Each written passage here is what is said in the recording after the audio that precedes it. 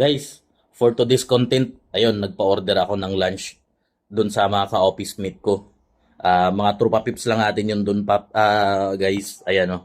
Papakita ko sa inyo, guys, kung ano yung mga pina-order kong lunch. Kung anong ulam. Ayan. Medyo marami din yung order niyan. So, bentahan ko naman dun, guys, 80 per order. So, ayan, tsaga-tsaga lang. So, ayan, guys, oh. Yan. Tama. Ayun, 80.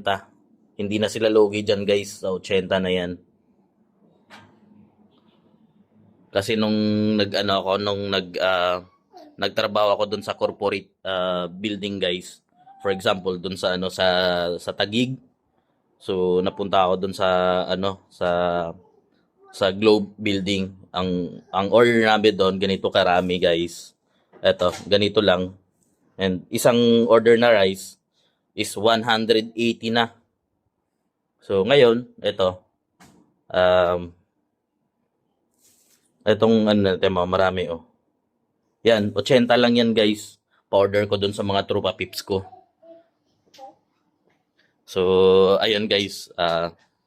Papunta na rin ako dun sa office ngayon dahil medyo malilate na ako. So, ayan. Bali, pinakita ko lang sa inyo kung ano yung ginagawa ko. Yung hidden life of IT. So, ito, guys. Ito na yung finished product niya, oh. Yan. Ito.